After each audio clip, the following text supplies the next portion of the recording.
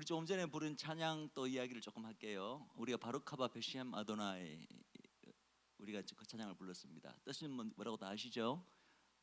송축하리로다 주의 이름으로 오시는 이여.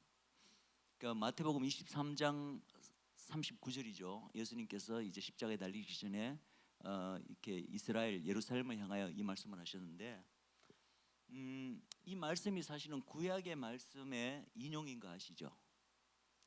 이 말씀이 구약이 어디 나오나요? 송축하리로다 주의 이름으로 오시는 이여. 이게 사실 자매님 시편 오케이. 너무 좋습니다. 혹시 시편 몇 절 말씀인가 기억나시나요? 괜찮습니다. 저도 조금 전에 성경 찾아보고 알았습니다. 구절이 저도 헷갈려서. 시편 118편 26절 말씀입니다. 사실은 시편 118편 전체가 다 메시아에 대한 예언의 구절의 말씀으로 가득 차 있는데, 특별히 이 말씀을 인용하셨습니다. 그런데 이 말씀은 사실은 이때도 말씀하셨지만, 이 말씀이 예수님이 이제 나귀 타고 일성하실 때 예수님을 환영했던 무리들이 있잖아요. 이 무리들이 실제로 이 말씀으로 예수님을 환영했습니다. 그러나 예수님께서 뭐라고 말씀하셨죠? 너희가 이 말로 나를 환영하기까지는 다시는 나를 보지 못하리라고 했잖아요. 그럼 환영했잖아요. 사실은 나귀 타고 들어가실 때. 그러면은 이 말씀이 성취가 된 거네요. 예수님이 다시 이제 이스라엘의 왕으로 영원히 와 계셔야 되는 거잖아요. 근데 사실은 그렇게 일부의 무리가 예수님을 환영했음에도 불구하고 예수님은 뭐라고 말씀하시는 거죠? 너희는 아직까지 이 말로 나를 환영하지 않았다라고 말씀하시는 거죠. 왜 그럴까요? 사실은 예수님의 나귀 타고 이스라엘의 왕으로 들어오셨는데, 일부의 무리, 대부분은 아마 여인들이었고 또 다른 제자들 일부가 환영을 했지만, 그 당시에 유대의 종교 지도자들 그리고 세속적인 지도자들은 다 예수님을 배척했습니다. 심지어는 예수님을 십자가에 못 박아라고 이렇게 음모를 꾸미기도 한 자들이죠. 하나님이 이스라엘 나라 전체와 언약을 맺으셨고, 예수님은 그 이스라엘 전체에 예언된 약속된 메시아, 그죠? 이스라엘의 왕 혹은 신랑으로 오신 것입니다. 그러려면 이스라엘 전체가 예수님을 환영하고 신랑으로 인정하고 받아들여야 되잖아요. 그런데 일부 이제 여인들과 아이들, 뭐 따르는 제자들은 아주 극소수지만 예수님을 틀림없이 환영했지만, 그러나 그들에게 그 당시에 대표성이 있었다기보다는 이스라엘 민족에게는 하나님께 세우신 종교 지도자들, 세속적인 지도자들이 하나님 앞에서 그들을 대표를 하거든요. 한 나라와 민족을 대표하는 대표성을 지니고 있었습니다. 그런데 그들은 예수님을 인정하지 않았고 받아들이지 않았던 거죠. 그래서 예수님께서 그렇게 말씀하신 거예요. 너희가 비록 소수의 나를 인정하고 다른 이들이 있지만, 이 민족 전체가 나를 메시아로 인정하고 받아들이는 그날이 오기까지는 너희는 다시 나를 보지 못하리라. 그 말은 무슨 말이죠? 예수님이 다시 오실 때는, 그렇다고 예수님이 영원히 안 오시는가요? 아니죠. 반드시 오시잖아요. 그죠? 그러니까 그 말을 뒤집으면 무슨 어떤 말이 되죠? 주님이 다시 오시기 전에 반드시 이스라엘 나라 전체가 회심하여 예수님을 신랑으로 인정하고 송축하리로다 주의 이름으로 오시는 이여라고 환영한다는 얘기죠. 우리는 지금 그날을 기다리고 있습니다. 아멘이십니까? 예. 그런데 여기 또 하나 우리가 알아야 될 것은, 이게 사실은 시편 118편의 26절에 나오는 그 메시아 예언의 말씀인데, 시편 118편의 말씀과 예수님께서 인용하신 말씀 사이에 딱 하나 차이가 하나 있습니다. 똑같은 구절인데, 우리가 지금 바루카바 베셈 아도나이라고 이렇게 이제 히브리식으로 이 구절 말씀을 불렀는데, 그걸 우리나라 말로 이렇게 번역을 하니까 주의 이름으로 오시는 이여 송축하리로다 이렇게 되잖아요. 그럼 그래서 주의 이름으로 된 것이 바로 베셈 아도나이예요. 베셈은 이름으로라는 뜻이고, 아도나이는 나의 주님 이런 뜻입니다. 그러니까 나의 주님으로 오시는 이를 이제 송축한다 이렇게 돼 있는데, 근데 시편 118편 원래 히브리 말로 읽어보면은 그렇게 안 돼 있어요. 송축하리로다 주의 이름으로 돼 있지 않고, 여러분들 아마 시편 118편 혹시 가진 분은 찾아보시면 금방 알겠는데, 어떻게 돼 있냐면은 야훼의 이름으로 오시는 이여 송축하리로다 이렇게 돼 있습니다.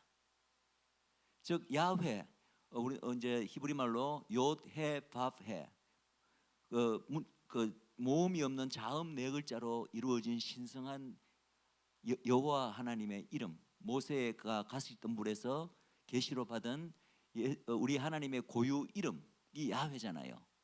그러니까 시편 118편에는 주의 이름 이렇게 돼 있지 않고 야훼의 이름으로 오시는 이여 송축하리로다 이렇게 돼 있어요. 근데 그걸 왜 그럼 주의 이름으로 왜 바꿨는가? 유대인들 아시죠? 유대인들은 이 거룩한 하나님의 이름 네 글자 야훼를 발음을 하지 않습니다.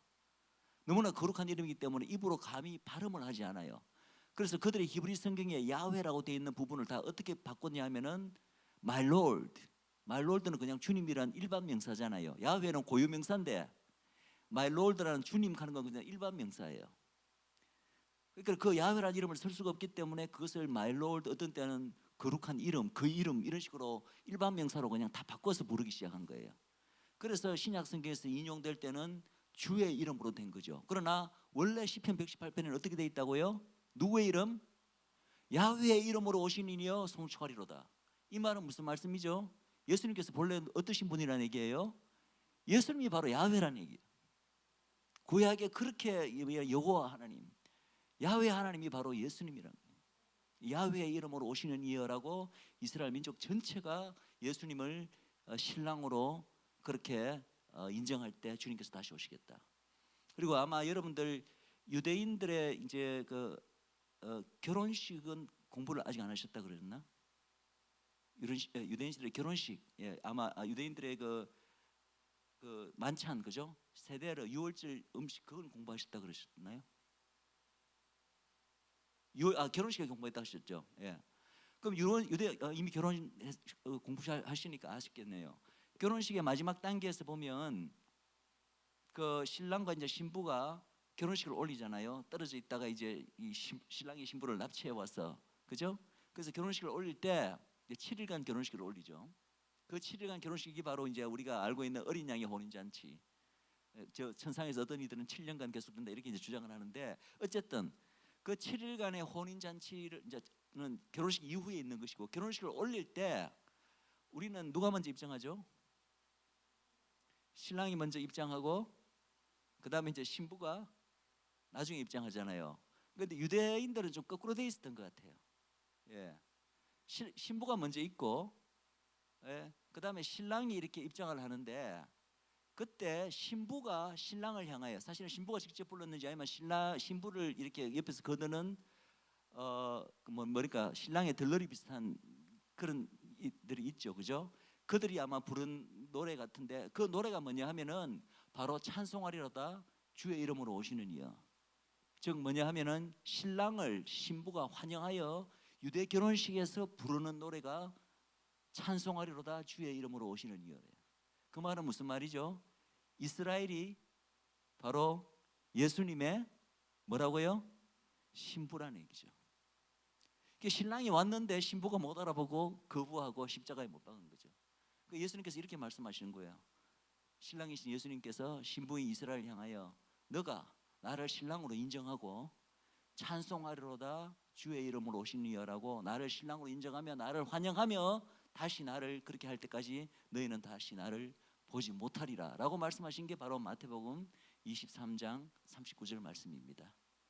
그날을 위해서 여러분들 열심히 기도해 주시기 바랍니다. 신부의 눈을 좀 확 뜰 수 있도록, 신부가 지금 눈을 감고 있는데 확 뜰 수 있도록 기도해 주시기 바랍니다. 자, 우리 계속해서 우리가 예표로 보는 우리 예수님과 이스라엘 얘기를 계속하도록 하겠습니다. 오늘 저녁에는 특별히 이제 야곱을 이야기를 하기를 원하는데, 여러분들이 야곱 이야기는 아마 창세기에 나오는 이야기를 다 기본적으로 다 알고 계시리라 믿습니다. 특별히 야곱과 에서 사이의 그 장자권 분쟁을 가지고 좀 말씀을 드리고자 합니다. 그 이야기는 다 아시죠? 예, 그래서 다 아신다고 생각하고 제가 이야기하겠습니다. 이 장자권이 왜 이렇게 중요한가? 도대체 장자권 가지고 왜 이렇게 많이 법석이냐? 사실은요, 이 이슈가, 이 문제가 이 당시 문제로 끝나는 게 아니라 지금까지도 열방과 특히 아랍권과 이 이스라엘 사이에 그 많은 분쟁과 이 논란이 있는 것의 중심에는 바로 이 문제가 있어요. 누가 장자이냐라는 이슈예요.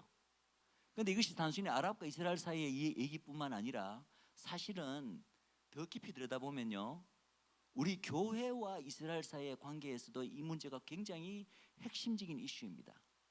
무슨 말이냐 하면 여러분들이 이제 이스라엘을 장자다, 장자의 백성이다, 이런 우리가 늘 아는 얘기고 많이 하는 얘기잖아요. 근데 이제 여러분들 아시다시피 대체 신학은 어떻게 주장하냐 하면은 이스라엘은 원래는 장자 백성으로 하나님께 선택을 받았다, 서민이라. 구약 시절에는 그랬을지 모르지만, 그러나 그들에게 신랑으로 메시아로 오신 예수님을 거부함으로 말미암아 장자 신분을 잃어버렸다는 거예요. 그게 대체 신학의 또 다른 그걸 대체 신학을 다르게 표현하면 또 이렇게 주장이 됩니다. 그러면서 그들이 주장하는 게 뭐냐면은 장자가 그럼 누구에게 넘어왔다는 거죠? 우리 열방 교회로 넘어왔다는 거예요. 그래서 이스라엘에 대해서 장자가 아니고 우리 열방 교회가 장자다라고 주장하는 거예요. 이제 교회와 이스라엘 사이를 두고 뭐 그렇지만 지금 이제 아랍권과 뭐 팔레스타인, 이스라엘 사이에 이 많은 논란이 있잖아요. 그러면 이제 이 아랍 사람들 이슬람을 믿잖아요. 그럼 이슬람 또 구약 성경 믿는 거 여러분 다 아시죠? 그러니까 구약은 물론 이제 지금 우리가 보는 구약 관계랑 굉장히 많이 변질되어 있습니다. 그들은 자기들의 이슬람교를 뭔가 옹호하기 위해서 굉장히 많은 부분을 이렇게 왜곡시키고 바꿨어요. 그런데 어쨌든 그들의 주장에 의하면은 바로 하나님의 장자가 바로 자기들이라는 거예요. 이스라엘 아니고 아랍권이라는 거예요. 그러면서 오늘 우리가 지금 야곱과 이 에스의 장자권 분사 그걸 다루는데 이 이야기 이전에 이미 장자권 분쟁이 장자권 분쟁으로 하나의 그 논란의 단초가 된 이야기가 있습니다. 그게 무슨 이야기인지 여러분들 아시겠죠? 바로 이삭과 이스마엘 얘기입니다. 육적인 장자는 누구죠? 이스마엘. 근데 실제로 하나님의 장자권은 누구에게로 갑니까? 이삭으로 가게 됩니다. 참 이상해요. 하나님께서는 꼭 육적인 장자를 싫어하시는 것 같아요. 항상 보면 장자권이 차자에게로 실제로 하나님이 정하신 장자권이 그렇게 흘러들어가더라고요. 그게 한두 번도 아니고 많은 케이스가 그렇게 되어 있습니다. 실제로 육적인 장자가 그대로 하나님으로부터 장자권을 이어받는 케이스는 거의 없어요.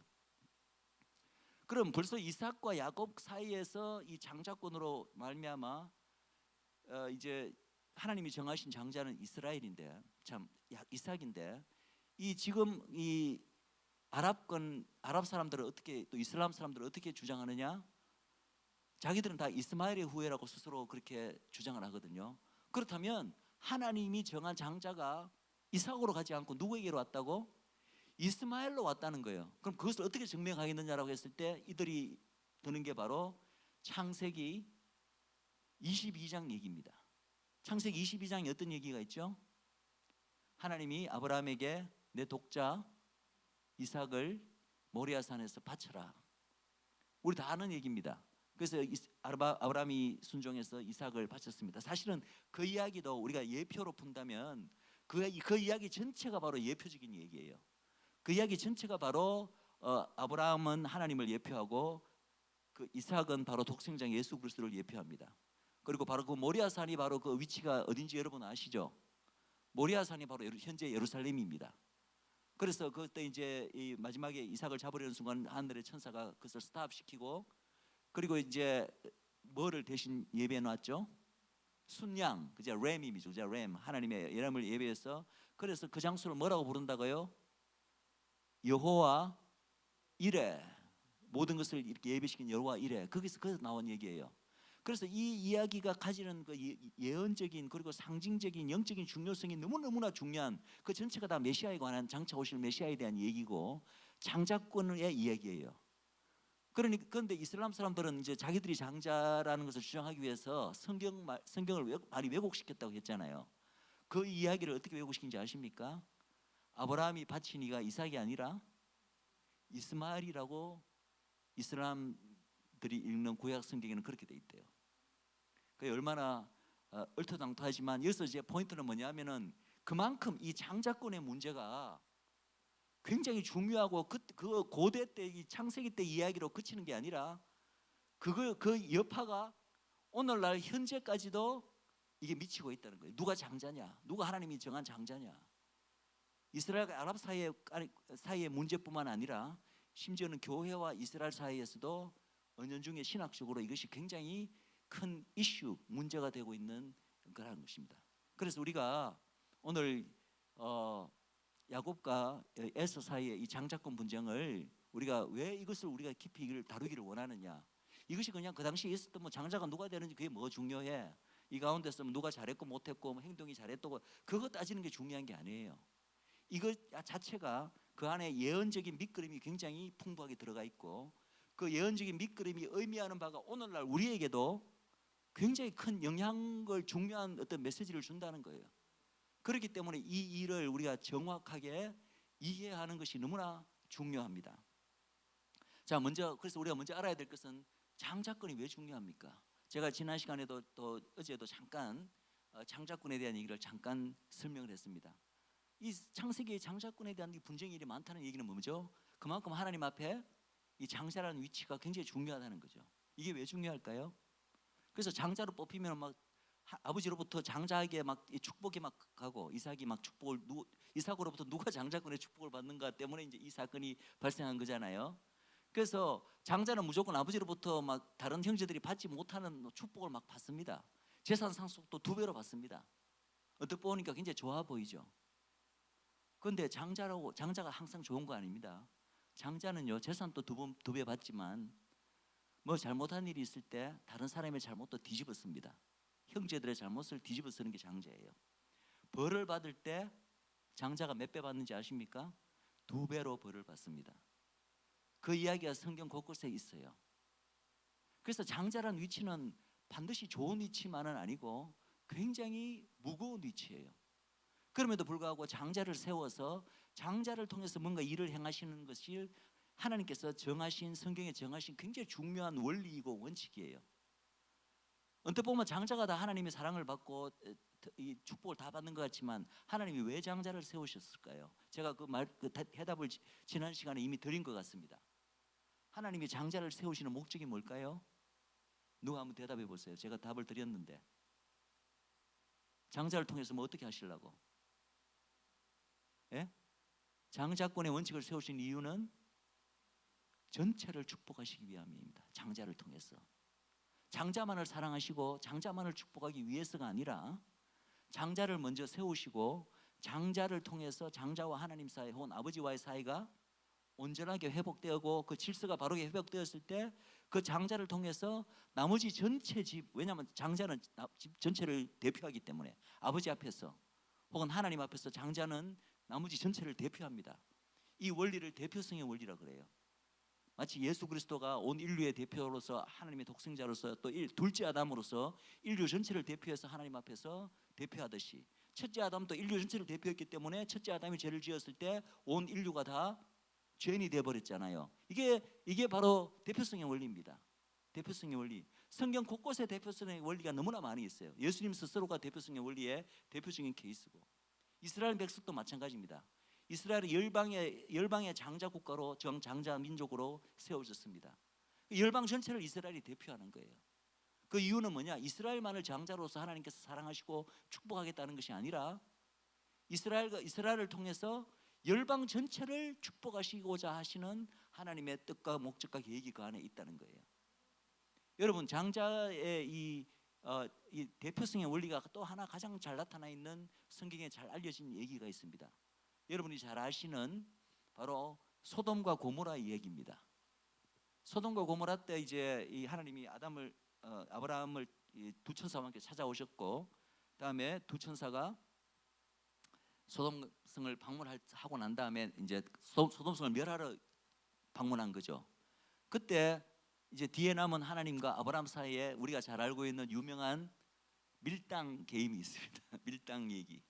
예. 그때 아브라함이 하나님 앞에 먼저 이렇게 챌린지합니다.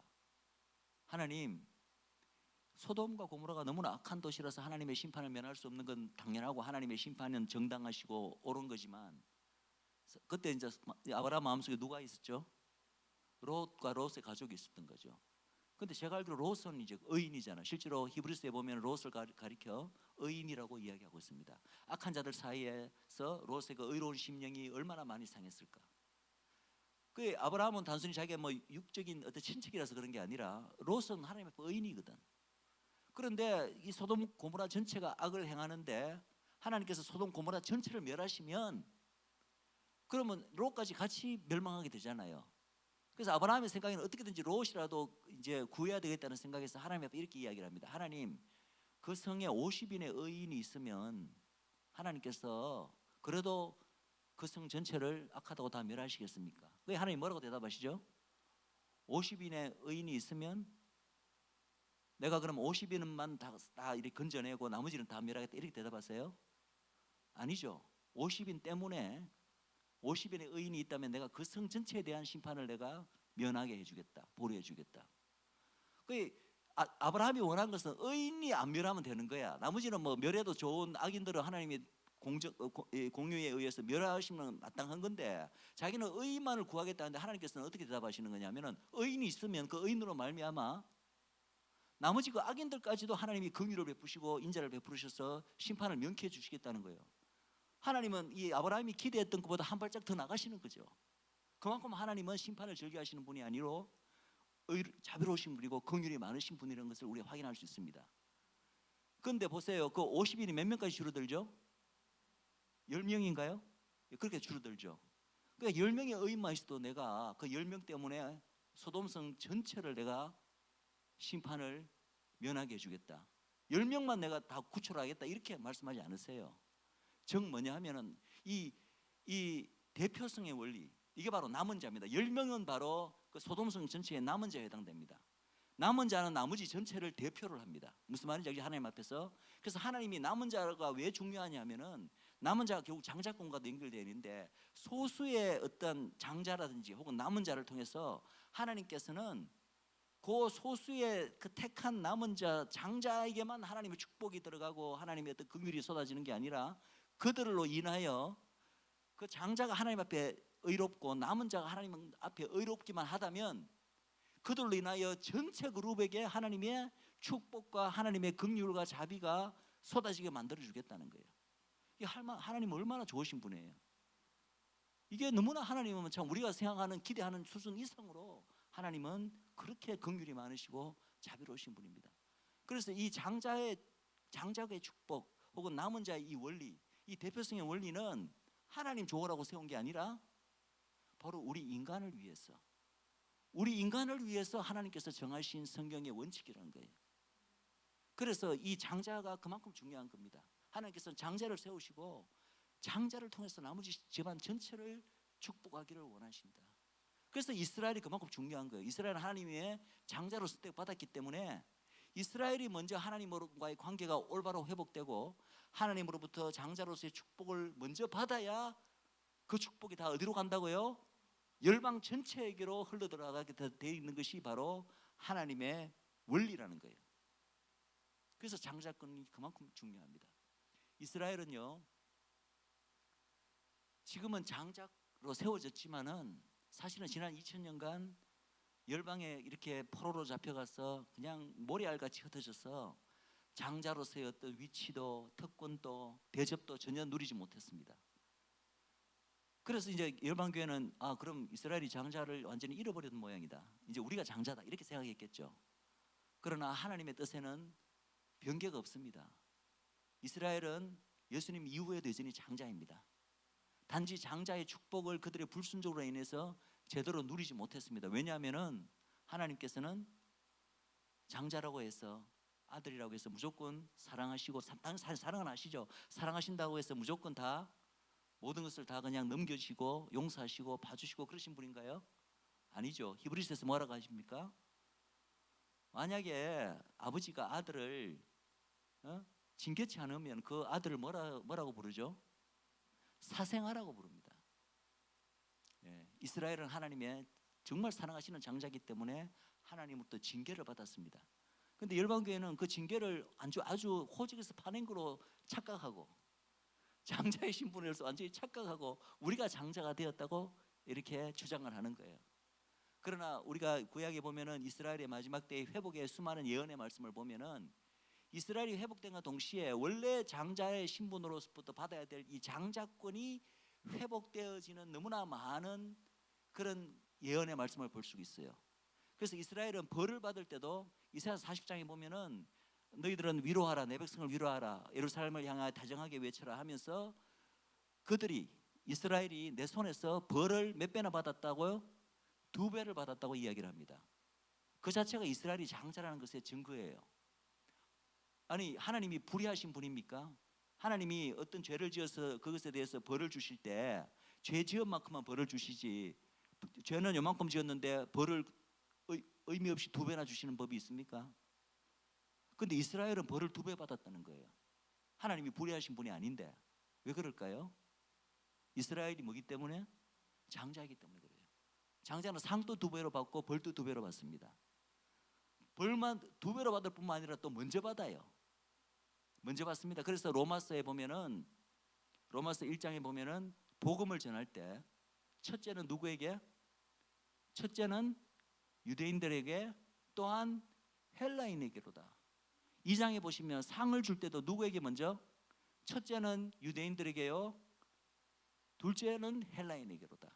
벌을 주실 때 누구에게 먼저요? 첫째는 유대인들에게, 또한 헬라인에게로다. 이게 바로 다 장자권과 연관된 이슈예요. 복음을 전할 때도 유대인들에게 먼저 복음을 전해라는 거예요. 근데 벌을 줄 때도 유대인들이 먼저 벌을 받는다는 거예요. 하나님의 구약 백성이 유대인들이 먼저 하나님께 벌을 받았잖아요. 징계를 받았잖아요. 우리가 그 증거를 성경 전체를 통해서 보고 있잖아요. 우리 교회는 그러면 하나님으로부터 벌 안 받았습니까? 하나님은 어제나 오늘이나 내일이나 영원하신 분입니다. 바뀌지 않으시는 분이에요. 이스라엘에 대한 교훈은 우리 교회에게도 그대로 적용됩니다. 예. 어쨌든 이스라엘은 벌을 받을 때도 먼저 받았고, 나중에 상을 받을 때도 첫째는 유대인에게요, 둘째는 헬라인에게. 헬라인은 이방 전체를 가리킵니다. 로마서에서 분명히 이야기하고 있는 원리입니다. 예. 그리고 중요한 것은 이스라엘 회복에 대한 많은 구절에 보면은 나중에 하나님께서 이스라엘 회복될 때 갚아주는데, 이스라엘이 억울하게 당한 것을 갚아주는데 그냥 갚아주는 게 아니라 2배로 갚아주겠다는 말을 몇 군데나 등장합니다. 제가 지금 이 구절은 이제 인용은 안 했지만 많은 구절에서 여러 구절에서 이스라엘에게 내가 배나 갚아주리라 이런 표현들이 나옵니다. 아니, 이스라엘이 뭐 억울하게 당했으면 딱 당한 만큼만 갚지 왜 2배로 왜 갚나요? 이스라엘이 장자이기 때문에. 즉 이스라엘 민족이 회복되는 것은 바로 그들의 잃어버린 장자권이 이제 온전한, 장자의 축복이 온전하게 회복되는 것이기 때문에 그렇습니다. 로마서 1장에 사도 바울이 첫째는 복음을 전할 때 첫째는 유대인에게요, 또한 헬라인에게로다. 이 표현에 대해서 이제 신학자들 사이에 좀 논란이 있습니다. 이게 도대체 뭘 의미할까? 어떤 이들은 이것이 그래, 유대인들에게 원래 복음이 먼저 약속되었기 때문에 예수님께서 2000년 전에 오셔서 이 땅에 오셔서 유대 나라에서 나셨고 당연히 그 땅 민족, 그 유대 민족에게 먼저 복음을 한번 전하지 않으셨느냐. 예? 그런데 그들은 이제 한번 전할 기회를 받았는데 대다수가 예수님을 거부함으로 말미암아 복음이 열방으로 왔다. 그래서 이 역사적인 히스토리컬한 역사적인 이 순서로 보면은 유대인들에게 먼저 복음이 전해졌고 그 다음에 열방으로 복음이 왔기 때문에 그걸 말한 것이다라고 이제 그 구절을 그렇게 해석하는 분들이 있습니다. 그러나 저는 그 구절 그렇게 해석하는데 반대할 뿐만 아니라 많은 학자들 역시도 그것은 단순히 그런 뜻이 아니다. 그것은 단순히 역사적으로 복음이 이스라엘에게 먼저 전해지고 그 다음 이방으로 오게 된다는 뜻으로 한 말이 아니라 사도 바울이 그때 로마서 1장에서 그 말을 한 이유는 그때뿐만 아니라 모든 시대에 걸쳐서 이 세상이 끝날까지도 복음을 전할 때 우선순위가 누가 먼저 돼야 된다고? 유대인들에게 먼저 복음을 전해야 된다는 거예요. 유대인들이 먼저 복음을 전해야 된다. 왜냐하면 그들에게 먼저 복음이 약속되었기도 하지만 유대인들에게 복음을 전해야 되는 이유, 그렇게 말하면 우리가 또 마음이 좀 안 좋아집니다. 이방인들로서. 왜냐하면 하나님이 유대인들만 더 편애하시나 또 이런 생각이 또 들죠. 회개하시기 바랍니다. 잘못된 생각입니다. 이거는 유대인들, 이스라엘의 독특한 위치를 이해하지 못하기 때문에 나오는 착각, 오해예요. 다시 말하자면 왜 유대인들에게 복음을 먼저 전하라고 했을까요? 유대인들의 장자적 위치이고 첫 열매의 위치이기 때문에 그렇습니다. 장자를 왜 그렇게 하신다고요? 하나님과 그 장자의 관계가 먼저 온전히 서야 그 축복이 어디로? 온 열방 전체로 흘러 들어가기 때문에 그렇습니다. 그래서 그만큼 유대인들 한 사람이 예수 믿고 그들의 복음을 전해서 믿는 것이 온 열방 전체에 더 큰 축복이 되기 때문에 유대의 하나님의 장자 백성인 이스라엘과 하나님 사이의 관계가 온전히 정립되고 회복되는 것이 그만큼 인류 전체에게 있어서 더 중요하고 축복이 되기 때문에 사도 바울이 그 원칙을 이야기한 거예요. 그래서 이 이스라엘의 이러한 원칙을 이해하는 이제 어떤 교수님 얘기를 제가 책에서 읽었는데, 신학교 교수입니다. 여러분, 신학교 교수님들이라고 다 이스라엘에 대해서 이런 이해를 가지시는 건 아니잖아요. 그래서 아마 그 신학교에서는 이 교수님 외에 다른 교수님들은 그걸 이해를 못하고 막 이렇게 반대하는 교수님들이 많았던 것 같아요. 하루는 이제 이 교수님들 몇치가 몰려와서 이 교수님한테 이렇게 이제 도전을 한답니다. 도전을 했답니다. 아니 교수님, 당신이 하나님이 이스라엘에 대해서 좀 특별한 마음을 주셔서 이스라엘 하는 걸 잘 알겠는데, 생각해 보십시오. 유대인들 한 명 복음 전해서 그들로 하여금 예수를 믿게 하기가 얼마나 힘듭니까? 엄청난 에너지와 시간과 그걸 해도 잘 한 명 믿게 하기 힘든데, 사실은 지난 2000년간 교회가 그런 노력을 좀 안 기울인 게 아니잖아요. 기울였는데 제대로 유대인 한 명 예수 진짜 믿게 하기가 힘들었죠, 사실은. 근데 그것은 아직 하나님의 때가 되지 않아서 그런 것이고, 어쨌든 지금도 유대인들은 굉장히 좀 터프합니다. 이 교회에서도 지난 이스라엘 가셔서 유대인 전도를 하셨다 그랬죠. 아마 많이 힘들으셨을 거예요. 저도 이제 그 이스라엘에서 유대인 전도를 해봤는데 뭔가 이렇게 눈에는 안 보이지만 영적인 벽이 그냥 꽉 느껴져요.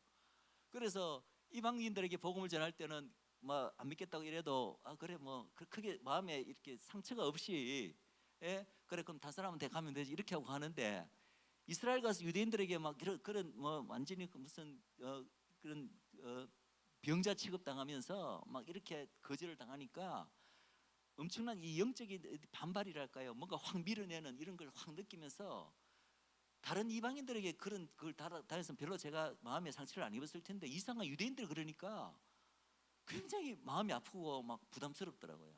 아마 그런 걸 여러분들도 아마 좀 느끼신 분들도 계실 것입니다. 그래서 어쨌든 이 교수 찾아와서 그렇게 유대인 한 명 전도하기 힘든데, 그런데 생각해 보십시오. 아직까지 예수님의 복음을 한 번도 못 들어본 열방에 정말 너무나 많은 사람들이 있습니다. 우리가 가진 어떤 인적, 물적 이런 자원, 시간, 이 모든 것들은 한정되어 있는데, 이왕이면은 한 번도 복음을 못 들어본 그 열방의 그들에게 복음을 먼저 전함으로 말미암아, 그럼 그들은 막 이제 복음을 빨리 받아들일 터인데, 그렇게 한 명 그 전도하기 힘든 유대인들에게 그런 에너지를 쏟는 것보다는 차라리 그런 아직까지 복음이 전해지지 않은 그런 지역의 열방 구원에 우리가 더 많은 에너지를 쏟는 것이 더 효율적이고, 그렇죠? 효율적이고 효과적인 것이 아니겠습니까? 라고 어떻게 들어보면 굉장히 합리적인 얘기잖아요. 그렇게 했을 때 이 교수님이 어떻게 대답했는지 아십니까? 이렇게 대답했답니다. 교수님들, 만약에 내가 유대인 한 명을 어떻게든 천신만고 끝에 전도에 성공했는데, 그러고 보니까 이상하게 별로 전도하지도 않았는데 갑자기 이방인들 10,000명씩 100,000명씩 갑자기 막 예수 믿겠다고 그들이 바뀌어서 들어온다면 여러분들이라면 어떻게 하시겠습니까? 이렇게 대답했답니다. 아마 나머지 교수님들은 이분의 이 답변을 제대로 이해도 못하고 잘 받아들이지 못했을 거예요. 그러나 지금 이 교수가 왜 그런 말을 하신지 여러분들 이제는 좀 아시겠습니까? 이분은 굉장히 중요한 원리를 하나 깨달은 거예요. 이스라엘 민족, 이 유대인들은 하나님의 장자 백성으로 하나님 앞에 세움을 받은 민족이기 때문에 하나님의 세운 질서에 따라서, 하나님은 질서의 하나님이십니다. 하나님이 세운 섭리의 주권에 따라서 세운 질서대로 뭐가 움직였을 때 그 질서를 따라서 하나님의 축복이 흘러 들어가도록 그렇게 하나님은 그렇게 일하세요. 그 하나님이 이스라엘 백성을 장자로 그렇게 세우고 첫 열매로 세우셨기 때문에, 비록 힘들지만 이스라엘 사람들에게 먼저 복음을 전해서 소수지만 그들이 정말 예수님을 영접했을 때, 이상하게 열방에서는 그렇게 복음을 전해도 안 되던 사람들이 갑자기 막 눈이 열리고 예수님을 막 이렇게 받아들이고 부흥이 임한다면 그게 하나님이 정하신 뜻이고 그게 하나님의 정하신 원리라는 거예요. 실질적으로 이제 역사적으로 보면은 이 부흥이 지구 곳곳에서 여러 번 터졌잖아요. 그런데 여러분들 혹시 그런 얘기 들어보셨는지 모르지만 부흥을 연구하는 부흥학자들이 있습니다. 도대체 어떤 경우에 하나님의 부흥이 터지고 부흥이 왜 터졌으며 터진 부흥이 왜 계속 오래 가지 않고 어느 정도 시간이 지나면 사그라들까? 그런 예가 굉장히 많았죠. 역사적인 사례들이 많잖아요. 근데 그들이 그렇게 연구를 하다가 놀라운 사실을 하나 발견을 했답니다. 부흥학자 연구해 보니까 왜 부흥이 터졌는지는 이유는 확실히 알지 못하겠는데, 부흥이 터질 때마다 우연히 보니까 이스라엘에 무슨 일이 있더라. 이스라엘의 회복과 관련된 작은 사건이 터지더라는 거죠. 근데 그 사건하고 나머지 열방 지역하고는 아무 관계가 없어. 무슨 뭐 아무 연관이 없음에도 불구하고 이스라엘이 뭔가 하나님께 돌아오는 약간의 어떤 회복 사건이 있으니까 갑자기 열방에서 막 큰 부흥이 펑펑 터지더라는 거예요. 근데 그것이 한두 번이면 약간 이게 우연히 그럴 수도 있겠다라고 생각되지만, 그런 상관관계가 계속해서 연결이 되는 거야. 그게 너무나 이게 놀랍잖아요. 그런데 그럼 부흥이 왜 계속해서 지속되지 않고 좀 지나면 또 왜 부흥이 사그라들까? 어떤 분은 이렇게 해석을 합니다. 저는 이제 그 해석에 뭐 동의할 수도 있고 동의 안 할 수도 있겠지만, 여러분은 이렇게 해석하더라고요.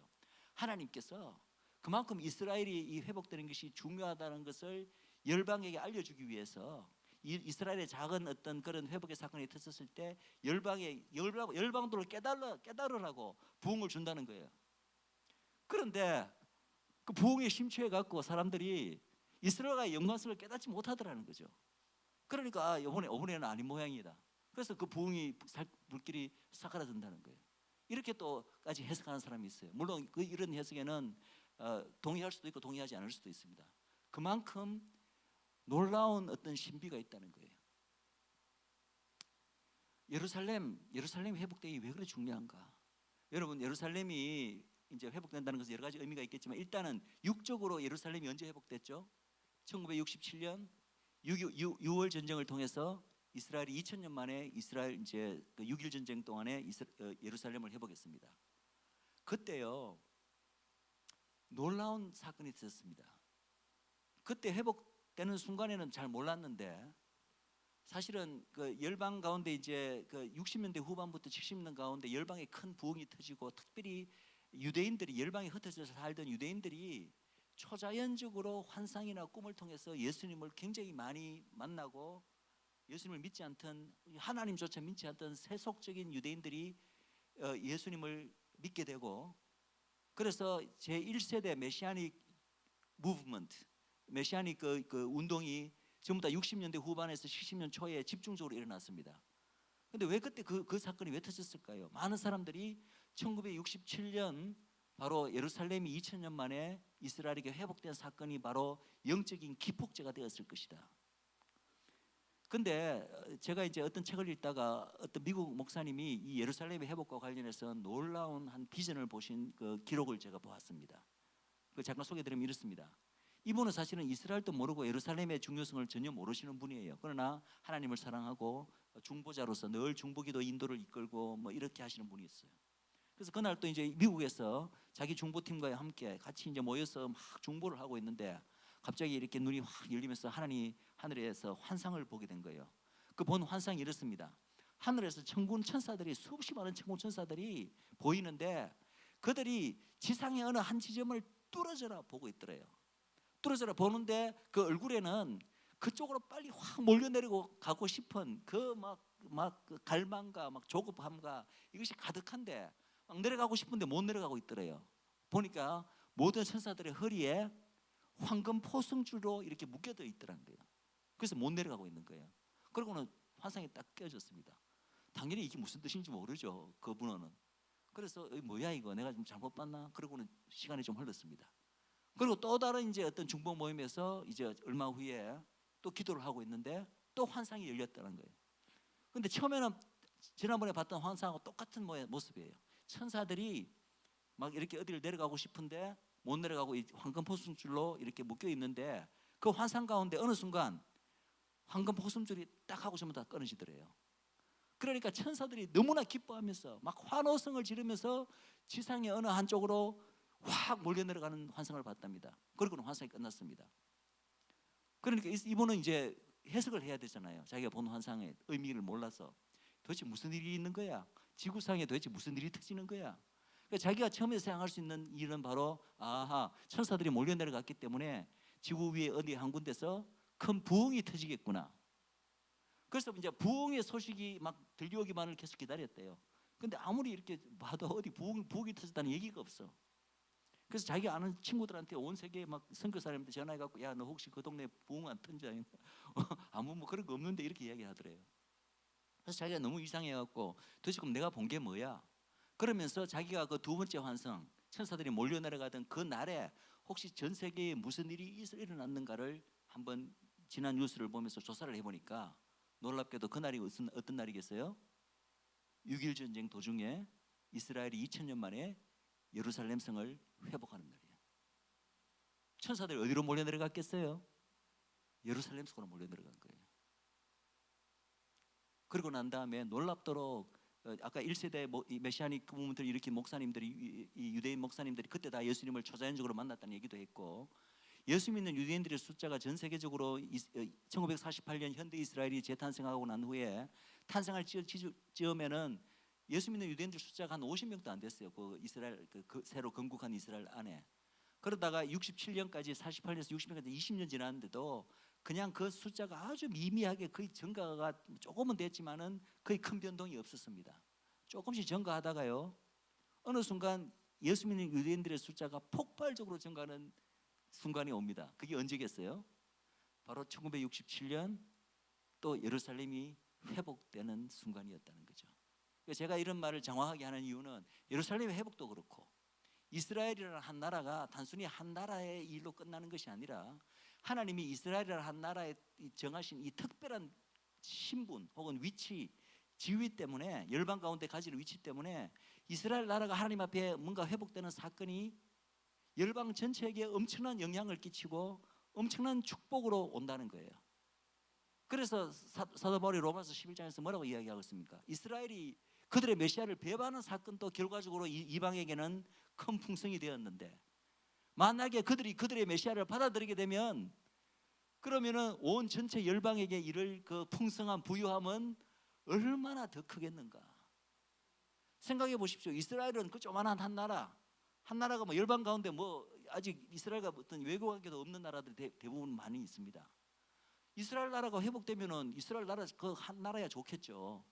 근데 이스라엘 나라가 회복되면 그거로 거쳐야지 왜 열방 전체가 왜 축복을 받아요? 이스라엘과 열방 사이에 특별한 관계가 없다면 그런 일이 발생할 일이 뭐가 있습니까? 또 사실은 그 이전에 이스라엘 나라가 넘어졌으면 그 나라가 넘어지고 실패로 끝났으면 그걸로 끝나야지 이스라엘이 넘어졌는데 왜 열방 전체에 복음이 와서 열방 전체가 축복을 받게 됐나요? 이런 것만 생각해 봐도 우리가 뭘 알 수 있냐 하면은 이스라엘이라는 작은 한 나라하고 이 열방 전체와의 관계가 이게 범상한 관계가 아니라는 거예요. 이스라엘은 하나님이 열방 가운데서 세우신 특별한 신분을 가진 나라입니다. 그 신분을 여러 가지로 표현하는데 열방의 장자다, 열방의 첫 열마다, 혹은 열방의 제사장 국가다, 예? 이렇게 표현됩니다. 혹은 열방의 선지자다. 예. 장자라고 이제 우리가 표현하지만 에스겔서나 예레미야서에 보면은 이런 표현이 나옵니다. Israel is the chief of the nations. chief가 무슨 뜻인지 알죠? 우두머리라는 뜻입니다. 우두머리. 그러니까 열방 여러 나라 가운데 이스라엘은 왕적인 위치를 가졌다는 거예요. 예, 그게 바로 장자적 위치하고 연결되는 것입니다. 장자도 지방 가운데 우두머리 제일 그거잖아요.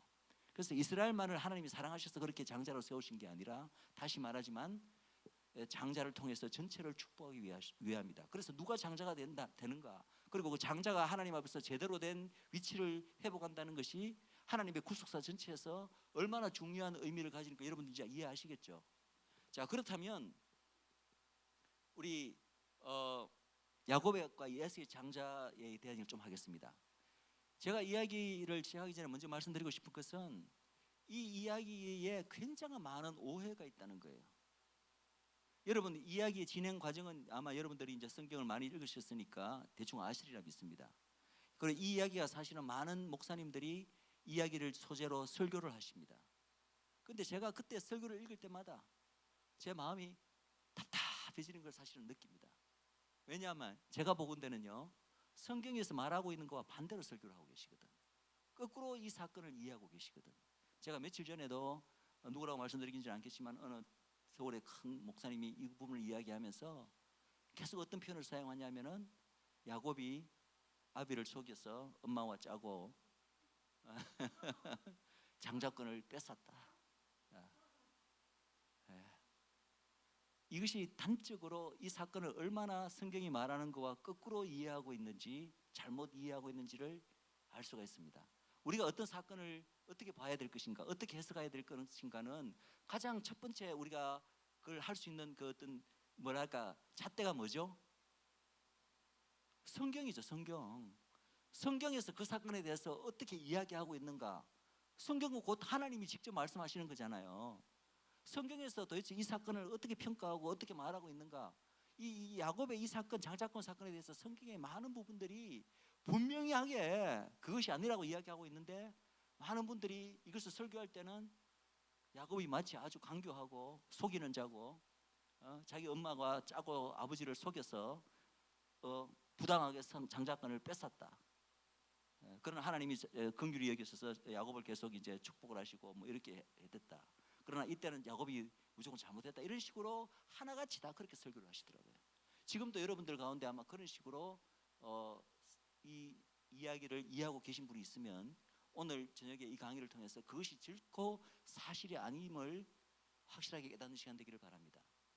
자, 그래서 이 사건을 우리가 시작하기 이전에 먼저 이 야곱과 에서가 임신했던 얘기부터 먼저 해야 될 것 같아요. 리브가가 이 아이를 임신했는데 쌍둥이를 가졌어.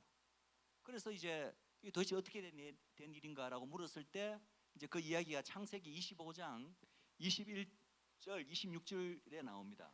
여러분들 다 보이시죠? 같이 한번 읽겠습니다. 시작. 이삭이 그의 아내가 임신하지 못하므로 그를 위하여 여호와께 간구하며 여호와께서 그의 간구를 들으셨으므로 그의 아내 리브가가 임신하였더니 그 아들들이 그의 태 속에서 서로 싸우는지라. 그가 이르되 이럴 경우에는 내가 어찌할꼬 하고 가서 여호와께 묻자온데 여호와께서 그에게 이르시되 두 국민이 내 태중에 있구나. 두 민족이 내 복중에서부터 나누이리라. 이 족속이 저 족속보다 강하겠고 큰 자가 어린 자를 섬기리라 하셨더라. 그 해산 기온이 찬적 태에 상둥이가 있었는데 먼저 나온 자는 붉고 전신이 털옷 같아서 이름을 에서라 하였고 후에 나온 자는 아우는 손으로 에서의 발꿈치를 잡았으므로 그 이름을 야곱이라 하였더라. 자, 여기에 굉장히 중요한 인포메이션이 있습니다. 야곱과 에서에 대해서. 이 내용을 누가 말씀하셨다고요? 여호와께서 이르시되. 이게 하나님이 정하신 뜻이에요. 그럼 여호와께서 이르시되 뭐라고 말씀하셨냐면은 이 족속이 저 족속보다 강하겠고 큰 자가 어린 자를 섬기리라. 그래서 큰 자는 누굴 말하는 거죠? 에서를 말하는 것이고 어린 자는 야곱을 말하는 것이고, 이 족속이 저 족속보다 강하겠고, 그때 그럼 앞에 이 족속은 더 강한 족속은 누굴 말하는 거예요? 야곱의 족속을 가리키는 거고 저 족속은 에서의 족속입니다. 여러분, 이 말이 무슨 말이죠? 하나님이 누구를 장자를 정하셨다는 얘기예요. 야곱을 장자로 정하셨다는 거예요. 이것은 하나님이 미리 정하신 하나님의 주권적인 뜻입니다. 이 뜻을 벌써 이 아이가 태어나기도 전에 야곱과 리브가에게 하나님께서 계시를 하신 거예요. 야곱이 어린 자가 장자가 된다. 그것이 내가 정한 뜻이다. 하나님의 뜻입니다. 이미 장자권은 하나님이 그렇게 야곱에게 가기로 이미 예정되었어요. 또 하나 여기서 중요하게 우리 알아야 될 굉장히 중요한 인포메이션이 야곱이란 이름입니다. 여러분, 많은 설교 가운데 야곱이란 이름을 어떻게 해석하는지 많이 아마 들어보시는 분 계시겠지만, 야곱을 어떻게 이야기합니까? 강교한 자, 속이는 자. 그런 뜻 없습니다. 야곱이란 이름에. 여기에 야곱의 이름의 뜻이 나와 있습니다. 왜 이름을 야곱으로 지었다고요? 아우는 손으로 에서의 발꿈치를 잡았으므로 그 이름을 야곱이라 하였으며, 야곱이란 그 자코브라는 그 히브리 단어의 뜻은 그냥 문자 그대로 발꿈치입니다. 발꿈치. 그리고 동사로 쓰이면은 발꿈치를 잡다라는 뜻입니다. 야곱이 나올 때 형 에서의 발꿈치를 잡았기 때문에 이름이 야곱이 된 거예요. 야곱의 이름 안에 속이는 자, 강교한 자라는 뜻은 없습니다. 그냥 그 이름은 그대로 말 그대로 발꿈치 혹은 발꿈치를 잡는 자라는 뜻입니다. 그러면 근데 왜 야곱을 갖다가 속이는 자다, 강교한 자다라고 자꾸 그렇게 해석을 하나요? 그건 우리 인간의 논리로 이 사건을 바라보고 인간의 논리로 이 사건을 해석해서 그게 신학적으로 막 이렇게 더 쉬워서 그렇게 해석을 하는 거예요. 뜻은 그냥 발꿈치를 잡는 자입니다. 자, 우리가 보겠습니다. 계속해서 보겠습니다. 자, 그래서 여러분 장자를 이제 장자권이 그만큼 하나님 앞에 중요하다는 말씀을 제가 충분히 그 전에 드렸습니다. 그럼 이제 그 다음 퀘스천은 질문은 뭐냐면은 이 장자는 어떻게 정해지는가? 장자는 누가 더 하나님 앞에 신앙이 좋고 누가 더 행동을 더 올바르게 하고 이것을 하나님께서 이렇게 살펴서 이놈이 쟤보다 훨씬 더 믿음도 좋겠고 내가 더 순종하겠구나. 그렇게 해서 얘를 장자로 그 행동을 보고 장자를 정하나요? 그렇지 않습니다. 하나님은 그렇게 장자를 정하신 거 아니에요. 장자는 어떻게 정해진다고요? 하나님의 주권적인 뜻입니다. 하나님은 주권자이십니다. 아멘이십니까? 우리는 그것에 대해서 왈가왈부할 수 없어요. 우리의 행동을 보시지 않으시고 하나님의 주권적인 뜻으로 먼저 장자가 정해지고 그 다음에 하나님의 오직 은혜로 정해집니다. 자격이 없음에도 불구하고 그것이 바로 장자를 정하는 하나님의 방법이에요.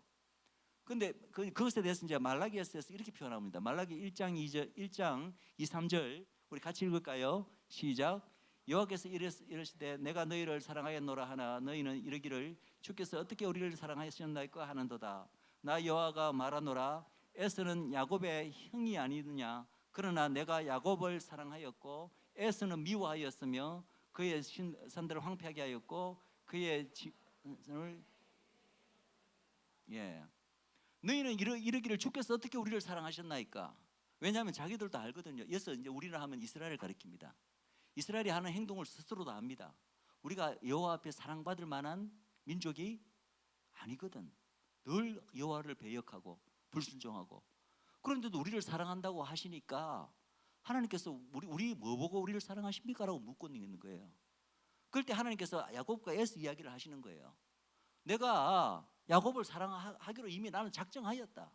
야곱과 에서가 태어나기 전부터 나는 야곱을 사랑하고 에서를 미워하기로 작정하였다라고 지금 말씀하는 거예요. 우리 인간적으로는 좀 이해가 안 되는 말씀이죠. 그러나 우리가 하나님의 주권을 하면은 이것을 인정해야 됩니다. 이 말씀을 인용하면서 사도 바울이 로마서에서 이렇게 이야기를 합니다. 사도 바울의 이 설명을 보면은 조금 더 이것이 더 하나님의 주권이 어떤 것인지 우리가 명확하게 이해가 되실 거예요. 로마서 9장 10절에서 14절 같이 읽겠습니다. 시작.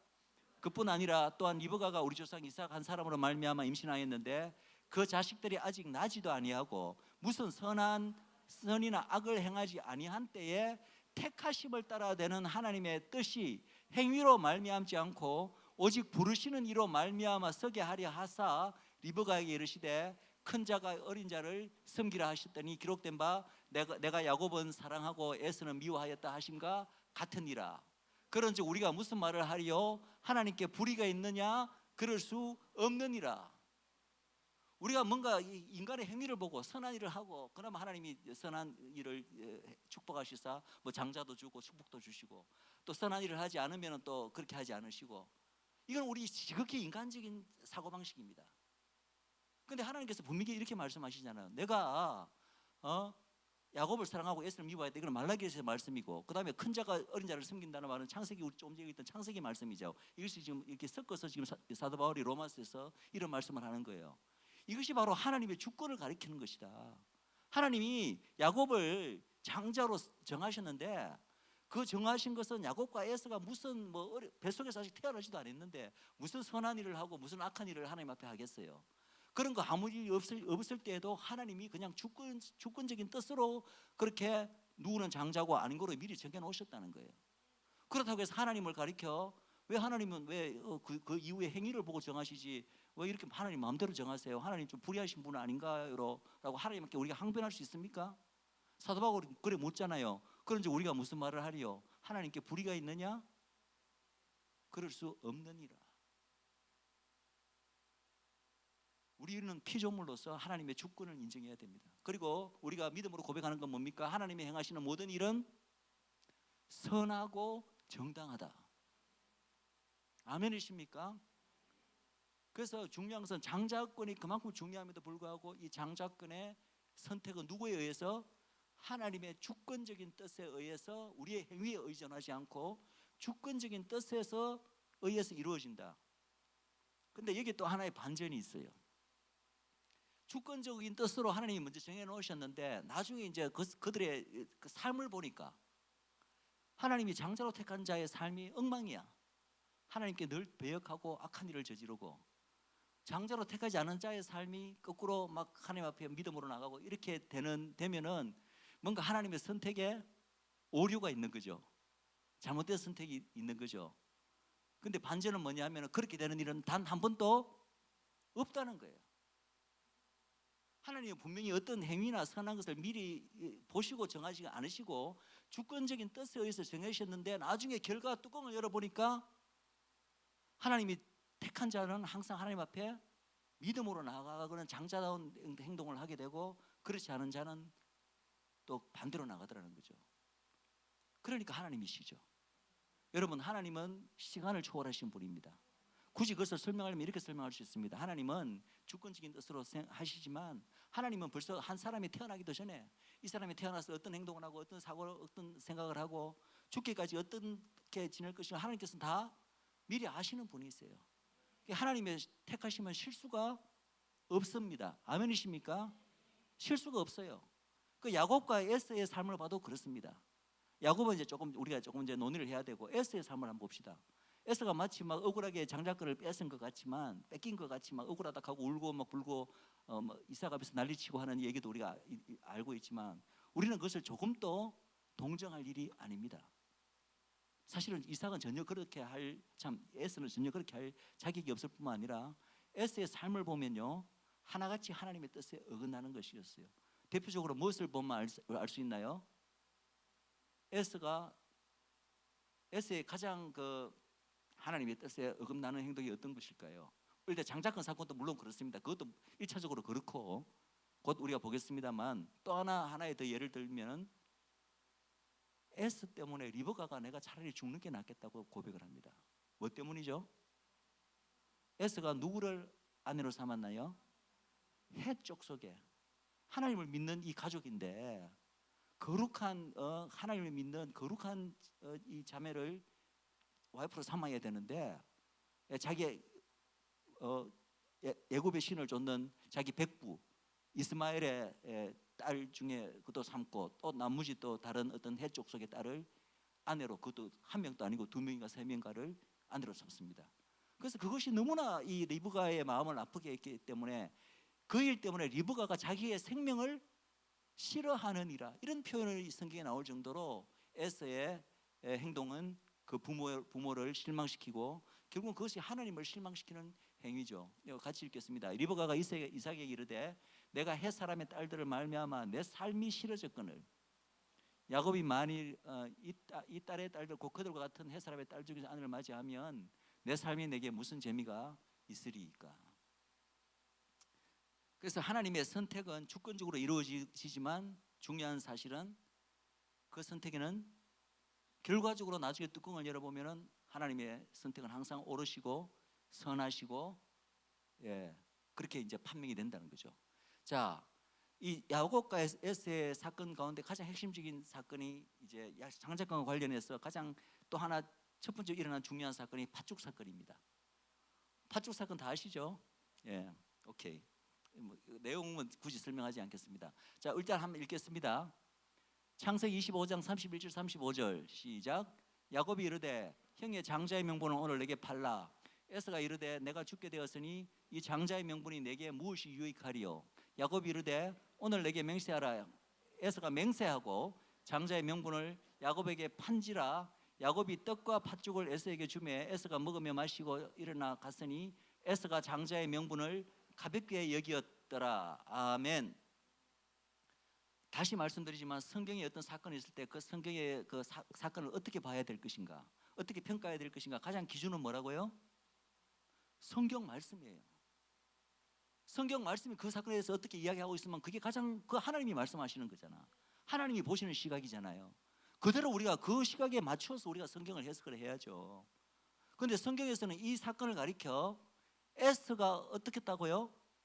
장자의 명분을 가볍게, 어떤 성경이 이제 원래 개혁 성경에는 경홀히 이렇게 됐습니다. 경홀히 얘기했다라고. 누가 잘못했다는 거예요? 에스더가 잘못했다고 분명히 이야기하고 있습니다.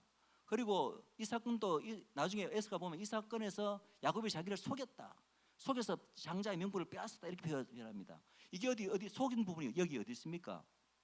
예? 그 위에도 보면은 장자의 명분이 내게 무엇이 유익하리요? 장자권이 그만큼 하나님 앞에 중요한 사건인데, 중요한 가치를 지니고 의미를 지니는데, 에서에게는 하나님이 이 장자라는 이것이 에서에게는 별 의미가 없는 거야. 팥죽 한 그릇의 무기도 안 되는 거예요.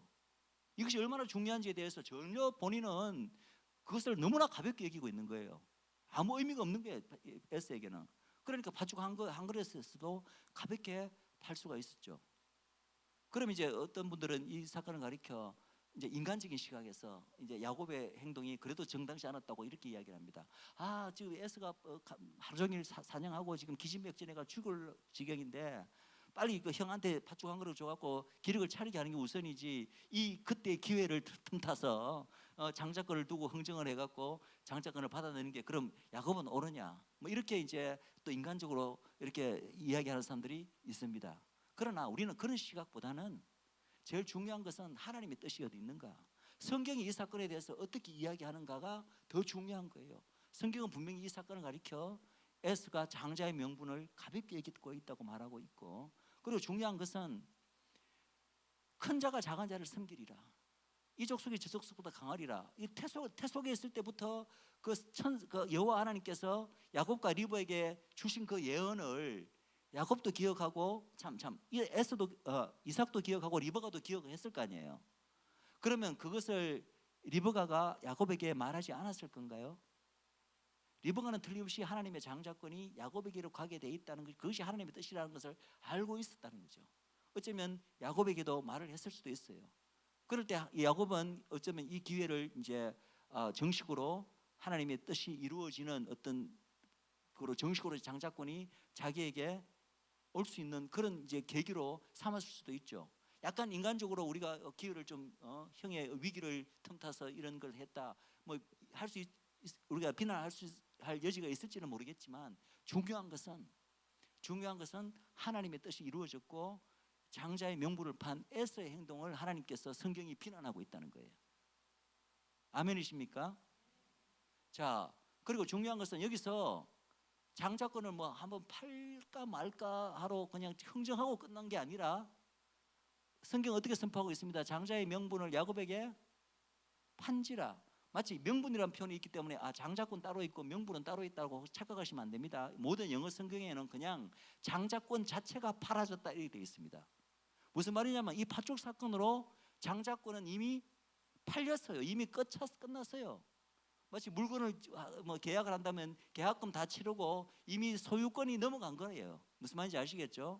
뭐 마치 우리나라 말로 명분을 판지라 해가기 때문에 명분 따로 장자권 따로 있는 것으로 착각하시면 안 됩니다. 장자권 자체가 이 사건으로 이미 공식적으로 법적으로 누구에게서, 에서에게서 정식으로 하나님의 뜻대로 야곱에게로 이미 넘어왔습니다. 그럼 이 사건 이후로는 누가 장자죠? 야곱이 장자예요. 육적으로는 에서가 장자일지 몰라도 야곱이 장자예요. 법적으로는 이미 야곱이 장자입니다. 하나님 앞에서 이미 딜이 끝난 거예요. 이미 판지라. 이런 상황에서 이제 그 다음 사건이 발생합니다. 소위 이삭의 축복 사건. 자, 봅시다. 그 전에 가볍게 여긴다는 말이 이제 어떤 성의 경홀인데, 영어에는 이것을 어떻게 번역했나 제가 보니까 가볍게 여긴다, 경홀히 여긴다. 영어적 표현에는 despise라는 표현을 씁니다. 이 중에 영어 아직 기억하시는 분은 계시겠지만 despise가 어떤 뜻인지 아시죠?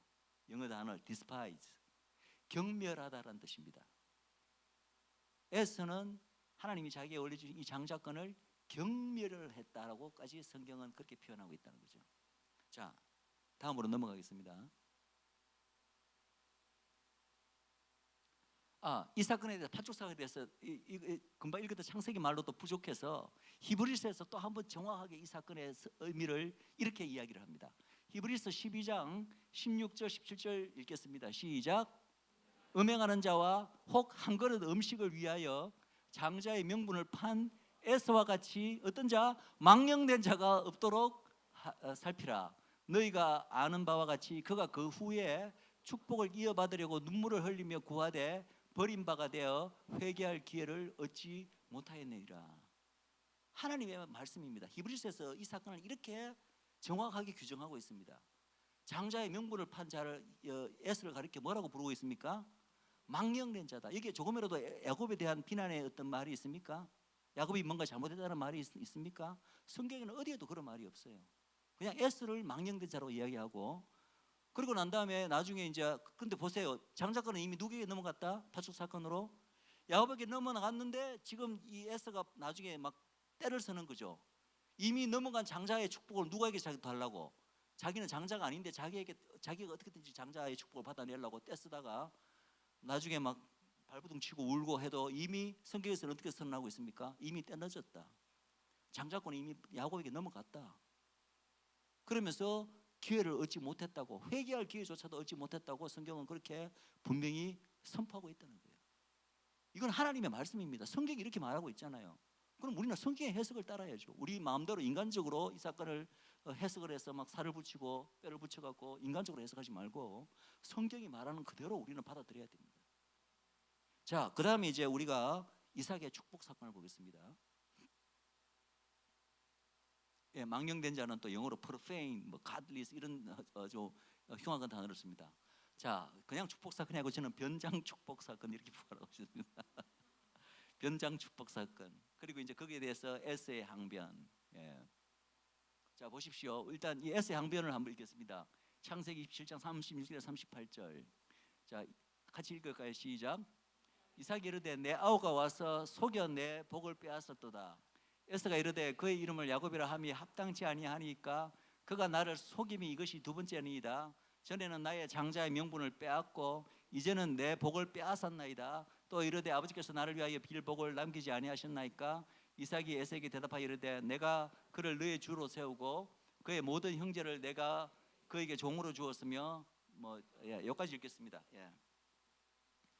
자, 이 구절을 가지고 봐라, 성경에서 분명히 야곱이 장자의 명분을 빼앗았다고, 에서의 갈 복을 빼앗았다고 이야기하고 있지 않느냐라고 혹시 누가 이야기하시는 분이 있을지 모르겠어요. 뿐만 아니라 이삭조차도 내 아우가 와서 속여 내 복을 빼앗았다라고 이야기하고 있지 않느냐. 여러분, 성경에서 누가 무슨 말을 하면은 그 성경의 말이 그 어떤 성경의 어떤 인물이 한 말이 전부 다 진리이고 그게 하나님의 뜻입니까? 성경에 이런 표현이 있다고 이 에스가 한 항변이 그러면 진리이고 이게 하나님의 뜻입니까? 이거는 에스의 말도 안 되는 어거지를 쓰고 있는 거예요. 에스가 이 말 했다고 이게 성경에 이런 표현이 있으니까 이걸 가지고 와서 자꾸 야곱이 형의 장자의 명분을 빼앗았다, 복을 빼앗았다 이렇게 이야기하면 그거는 잘못된 거죠. 이거는 에스가 그냥 인간적으로 자기 억울한 마음으로 그냥 하소연한 그 표현일 뿐입니다. 그러면 이삭도 그렇게 말하지 않았느냐? 이삭도 보면 내 아우가 와서 속여 내 벽을 빼앗았도다. 비록 이삭은요 하나님의 경건한 사람이고 믿음의 사람임에도 불구하고 그런 이삭조차도 적어도 이 마지막에 축복 사건에 있어서는 하나님의 뜻에 반대로 어긋나게 행하고 있는 거예요. 보세요. 이미 장자권은 성경 어떻게 선포하고 있다고요? 파축 사건으로 이미 야곱에게 정식으로 넘어갔습니다. 그리고 그 이전에 이미 이삭과 리브가에게 계시된 하나님의 뜻은 무엇이었습니까? 누가 장자가 된다고요? 야곱이 장자가 됐다고 분명히 그렇게 말씀하셨어요. 이삭이 하나님께 순종하고 믿음의 사람임에도 불구하고 이삭이 결국은 평생 동안 한 모든 행동이나 모든 말이 다 옳았고 다 믿음의 행동은 아니었습니다. 이때 특별히 장자인 그러니까 육적인 장자인 에서를 더 편애하고 에서에게 이미 에서는 더 이상 장자가 아니거든요. 하나님 앞에서는 실제 장자는 야곱인데도 불구하고 하나님의 뜻에 어긋나서 거스려서 장자의 축복을 지금 장자가 아닌 에서에게 장자의 축복을 주려고 하는 거예요. 뭐에 눈이 어두워서? 육적인 정에 눈이 어두워서. 왜냐하면 에서를 더 편애했기 때문에. 이런 이삭의 행동이 다 정당화되나요? 이삭이기 때문에 정당화될 수 없다는 거예요. 실제로 이것을 약간 암시하는 게 있습니다. 이삭이 만년에 눈이 어두워라는 표현이 이렇게 등장합니다. 저는 그 눈이 어둡다는 그 표현 자체에 이삭이 아마도 이 부분에서는 자기 육적인 정에 이끌려서 영적으로 분별력을 잃었다. 눈이 어두웠다. 근데 리브가는 다른 거죠. 리브가는 이미 아이를 가졌을 때부터 여호와의 말을 분명히 기억하고 있었고요. 야곱이 장자가 된다는 것을 알았고 아마 파축 사건도 아마 들어서 알았을 거예요. 그래서 장자는 이미 야곱에게 넘어간데도 불구하고 지금 이제 마지막 순간에 이 아버지 히브리 이 유대인 사회에서는 아버지가 아들에게 이 장자의 축복을 주는 게 너무너무나 중요한 사건이에요.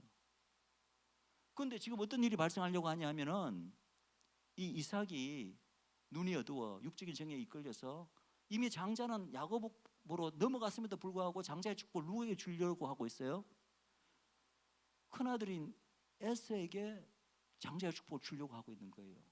지금 어떤 의미에서는 비상사태가 발생한 거예요. 비상시국이 발생한 겁니다. 비상시국이 발생한 거예요. 만약 그렇게 되어버리면 어떻게 되죠? 그것은 하나님의 뜻 자체가 무너지는 거고 하나님의 뜻 자체가 완전히 거슬러지는 거잖아요. 큰일 나는 사건이에요. 그러면 이제 어떻게 해야 돼요? 이때 이제 리브가가 택할 수 있는 방법은 뭐겠어요? 취할 수 있는 행동. 뭐 우리가 지금 생각해 보면 남편 찾아가서 막 여보 장자권은 이미 야곱에게 넘어가지 않아. 당신이 지금 실수하는 거야. 지금 말도 안 되는 지금 짓을 저지르려고 하려고 하는 거야. 절대 이 장자의 축복을 에서에게 줘서는 안 돼. 라고 막 설득하고 하면 좋겠지만 지금은 그럴 수 있는 상황도 아닌 것 같아요. 비상시국이에요. 그래서 이제 사실은 우리 인간적으로 보면 굉장히 아비를 속인 건 맞죠. 속이는 것은 맞지만은 아들 야곱을 순간적으로 이제 변장을 시켜서 장자의 축복이 원래 이미 장자인 야곱이 장자의 축복을 받도록 하게 된 사건이 바로 변장 축복 사건이라는 거죠. 그런데 여기서 보면은 그가 나를 속였다. 속인 건 맞죠. 속인 건 맞지만 아버지를 변장했기 때문에 속인 건 맞지만은 내 복을 빼앗았다는 표현은 잘못된 표현이라는 거죠. 속인 거와 빼앗은 거는 전혀 다른 얘기입니다. 속인 것은 변장을 했고 속인 건 맞기 때문에 맞지만은 그 속였기 때문에 복을 빼앗았다 이렇게 결론을 내렸으니 그건 반대 잘못된 결론이라는 거죠. 복은 제대로 가야 될 자에게 원주인에게 제대로 그 제자리를 찾아간 것일 뿐이에요. 예. 근데 에서는 그것을 거꾸로 지금 이야기합니다. 그가 나를 속임이 이것이 두 번째이다. 이것도 이 말도 잘못된 거 여러분 곧 아시겠죠. 첫 번째 파죽 사건에 뭔가 야곱이 에서를 속인 적이 있습니까? 뭐 속여서 잘못 이렇게 장자의 명분을 속여서 뺏었습니까? 아니잖아요. 성경은 어떻게 이야기하고 있습니까? 에서가 장자의 명분을 가볍게 여겼더라. 그렇겠지. 뭐 거기에는 속임수가 전혀 작동하지 않았습니다. 그래도 에서의 입에서는 그때도 벌써 야곱이 나를 속였다라고 이렇게 그 사건을 이렇게 왜곡해서 이야기하는 거예요. 모함을 하고 있는 거예요. 그러면서도 야곱의 이름에 대해서 이렇게 하겠습니다. 그의 이름을 야곱이라 함이 합당하지 아니하니까 그가 나를 속임이 이것이 두 번째니이다. 즉 무슨 말이냐면 여러분들이 야곱이란 이름이 속이는 자다라는 많은 사람들이 이제 그렇게 설교도 하고 그런 이런 통념이 나오게 된 원인이 바로 이 구절 때문인데, 예? 그의 이름이 야곱이라 함이 합당하지 않으니까 그가 나를 속임이 이것이 두 번째니이다. 여러분 다시 말하지만 야곱이라는 이름 안에는 속인다는 뜻이 없습니다. 에스가 이렇게 말도 되지 않게 이 사건을 이렇게 왜곡해서 그의 이름이 야곱이라는 이름이 합당하다, 그가 나를 속였다는 이 말 때문에 야곱이라는 이름은 속이는 자라는 뜻이다 라고 이렇게 많은 사람들이 이야기를 하지만, 다시 말하지만 야곱의 이름의 뜻이 뭐라고요? 발꿈치를 잡다. 그러니까 제대로 이 에서의 말을 제대로 정확하게 정당하게 고치면 이렇게 돼야 됩니다. 그가 나를 속임이 아니라 그의 이름을 야곱이라 함이 합당치 아니하니까 그가 나의 발꿈치를 잡은 적이 이것이 두 번째니이다. 이렇게 말하면 조금 더 틀림이 없어요. 그건 맞죠. 파죽 사건도 일종의 에서의 발꿈치를 잡은 사건이라고 볼 수 있고 지금 또 에서의 발꿈치를 잡은 사건이지만 적어도 사기를 통해서 속여서 장자의 명분을 부당하게 빼앗은 건 사실이 아니라는 거예요. 그래서 이 야곱의 이름이 가지는 뜻은 속이는 자가 아닙니다. 여러분 우리는 속이는 행위가 다 나쁘다라고 함부로 이야기할 수 없어요. 왜냐하면 여러분 생각해 보십시오. 여러분 이것의 그 차이를 아셔야 됩니다. 속이는 행위와 그것 때문에 어떤 사람을 속이는 자라고 이야기하는 것은 서로 다른 표현입니다. 마치 이거와 같아요. 너 거짓말했지? 너 금방 거짓말했구나라고 말하는 거하고 너는 거짓말쟁이야라고 말하는 거하고는 완전히 다른 얘기인 게 여러분들 아시겠죠? 거짓말 너는 거짓말했지라는 것은 거짓말하는 한 행위 자체, 그 행위 자체만을 지금 우리가 가리켜서 말하는 행위예요. 그런데 갑자기 그걸 확장시켜서 너는 거짓말짱이야라고 이야기해보면 어떻게 되죠? 이 사람의 인격 자체가, 성품 자체가 아예 거짓말하는 자로 그냥 그렇게 낙인 찍어져 버리는 거예요. 한 행위를 가리켜 너 거짓말했구나 혹은 나를 속였구나 이래 말하는 거하고 너는 아예 속이는 자야, 너는 아예 거짓말짱이야 라고 이야기하는 것은 서로 간의 천지 차이 다른 얘기예요. 그런데 지금 이제 이삭이 변장을 해서 아버지 이삭을 속인 것은 맞죠. 그런데 이 속이는 행위를 한 건 맞지만은 그걸 가리켜 야곱의 이름조차도 그렇듯이 너는 야곱은 본래 속이는 자야라고 이야기하는 것은 완전히 별도의 다른 얘기라는 걸 아셔야 됩니다. 속인 행위는 인정합니다. 그러나 때로는 하나님께서 어떠한 방법도 사용하세요. 거짓말이라고 다 항상 나쁜 것은 아니고 하나님의 뜻을 이루기 위해서는 이러한 것도 있을 수가 있다는 것입니다. 저는 심지어는 이런 비상시국에서 하나님의 장자의 축복이 진짜 장자에게, 하나님이 정한 장자에게 장자의 축복이 가야 되는데 지금 아차하면은 장자의 축복이 엉뚱한 자에게 가야 될 지금 절체절명의 위기의 상황에서 저는 어쩌면 성령님께서 리브가에게 그런 어떤 지혜를 주셔서 리브가와 야곱이 변장해서 결국은 받아야 될 장자의 축복을 받게 하신 게 아닌가라는 생각을 하는 거죠. 물론 인간적인 시각으로 본다면은 속인다는 어떤 행위를 통해서 그 일이 이루어졌기 때문에 우리가 정당치 않다라고 하지만, 그러나 그것은 지극히 인간적인 시각입니다. 중요한 것은 하나님의 뜻이 이루어지는 것이고 하나님의 뜻이 서는 것이고, 하나님께서는 그분의 뜻을 이루기 위해서는 우리가 하나님이 행하시는 일들 인간적인 잣대로만 본다면 가나안 땅에서 하나님 이스라엘 민족을 통하여 가나안의 노인이나 아이나 할 것 없이 다 죽이는 것이, 그게 인간적인 시각으로 우리가 이야기하면 하나님이 행하신 것이 정당합니까? 얼마든지 하나님은 잔인하신 분이고 하나님은 뭐 피도 눈물도 없으신 분이고 아이들까지 노인들까지 다 죽이는 거, 그 우리 인간적인 시각으로는 하나님의 뜻을 함부로 우리가 이야기할 수 없잖아요. 하나님께서는 하나님의 뜻을 이루기 위해서 항상 어떤 일을 행하시는데 우리 어떤 인간적인 방법에 구애받지 않으시고, 그리고 우리가 믿음으로 고백해야 되는 것은 뭡니까? 하나님은 항상 선하시고 정당하시다. 그래서 비록 리브가와 야곱이 아버지 에스를 속이는 행위를 했지만은 그렇다고 야곱의 성품 자체가 속이는 자가 되는 건 아니라는 거죠. 그리고 그 속이는 행위조차도 이 성경 전체가 말하고 있는 것으로 미뤄봐서는 그것은 하나님의 뜻을 이루기 위한 비상조치였다. 비상조치였고 그것은 충분히 정당화될 수 있는 사건이었다는 거죠.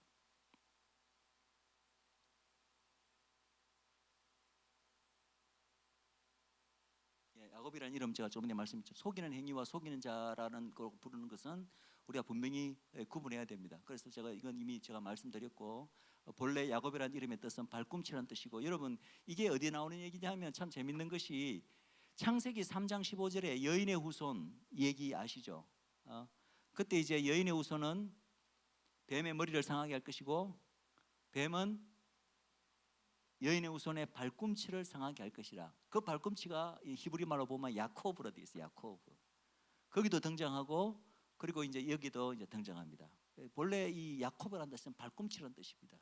그 자체가 무슨 선하게 속인다, 속이지 않는다 이런 이제 표현도 있고, 그리고 아까도 제가 말씀드렸지만 이건 에서의 항변일 뿐이에요. 그가 나를 속이면 이것이 두 번째니다. 이것이 이 말이 옳은 말이 아닙니다. 잘못된 말이고, 원래 제대로 표현하려면은 그가 나의 발꿈치를 잡음이 이것이 두 번째니다. 이렇게 말하면은 뭐 이 말은 맞다고 할 수 있죠. 그러나 그렇다고 해서 야곱이 성품이 속이는 자가 되는 것이 아니다. 중요한 것은 이겁니다. 하나님께서는 하나님의 백성이고 하나님이 사랑하시는 자라도 그가 하나님 앞에서 뭔가 옳지 않은 일을 행하셨을 때 무조건 내가 사랑하기 때문에 그것을 질책도 않으시고 넘어가시는 적이 없으신 분이세요. 그 대표적인 예가 뭡니까? 이스라엘 민족이잖아요. 이스라엘 민족이 하나님이 사랑하시는 장자 민족임에도 불구하고 하나님이 이스라엘의 범죄와 이러한 불순종을 그냥 이렇게 눈 감아 주시고 넘기셨습니까? 오히려 누구보다도 혹독하게, 열방보다 더 혹독하게 이스라엘을 다루셨어요. 그 이스라엘의 역사가 우리에게 보여주는 거잖아요. 자, 그렇다면 야곱을 경우를 한번 봅시다.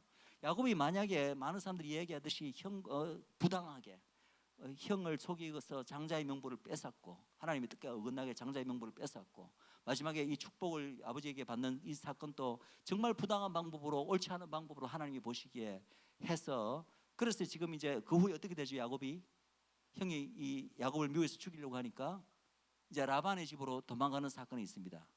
자, 그렇다면 그 이후에 조금이라도 그 야곱의 일생 가운데 혹은 성경 전체에 이 사건을 가리켜 야곱을 조금이라도 비난하는 성경 구절이 단 한 구절이라도 있을까요? 없습니다. 비난하기는커녕 야곱이 이제 라반을 만나러 가는 길 도중에 어떤 사건이 있었는지 우리 아시죠? 베델에서 소위 하늘의 사닥다리 사건, 그리고 베델에 야곱이 베었던 돌베개 사건. 그때 하나님이 바로 직전에 그 아버지 아비 이삭을 속여서 장자권 축복을 받는 사건이 직전에 발생했잖아요. 그 때문에 이제 지금 야곱이 도망가고 있는 상황인데, 하나님이 그때 임하셔서 만약에 그 사건이 정말 하나님 앞에 옳지 않고 잘못된 일이었다면 어떻게 하셨을까? 야곱에게 뭔가 말을 하셔야 될 거 아니에요. 질책을 하시거나, 내가 내 뜻을 이루려고 했지만 야, 그래도 아버지 속인 거 좀 잘못하지 않았느냐, 그걸 내가 좀 너가 참고 기다렸으면 내가 어떻게 역사에서 장자의 축복이 너에게 가게 했을 텐데, 그런 방법 쓴 건 옳지 않았다, 뭐 이렇게라도 말하셨을 텐데, 그것에 대해서는 이런 방법 없으십니다. 오히려 질책은커녕, 여러분들 다 아시겠지만 베델로 가는 야곱에게 하나님이 나타나셔서 하늘 사닥다리 환상을 보여주시면서 뭘 주셨어요? 오직 축복의 말씀만 하십니다. 그리고서 그때 내가 반드시 너가 어디를 가든 내가 너와 함께 있겠다. 그리고 반드시 너가 비록 지금은 도망가지만 내가 반드시 너를 큰 재물을 이끌고 다시 너 고향으로, 집으로 내가 항상 너와 함께 있겠고 너를 돌아오게 하겠다 라고 그렇게 말씀을, 약속을 하고 오직 축복의 약속을 말씀하시고, 실제로 라반의 집에서 20년간 종살이 하는 동안에도 하나님께서 늘 야곱과 함께 하시고 야곱을 축복하신 얘기밖에 성경에 나오지 않습니다. 단 한 구절도 성경 어느 부분에도 야곱의 이 행위를 가리켜 하나님께서 잘못됐다, 질책하는 부분은 단 한 군데도 없다는 것입니다.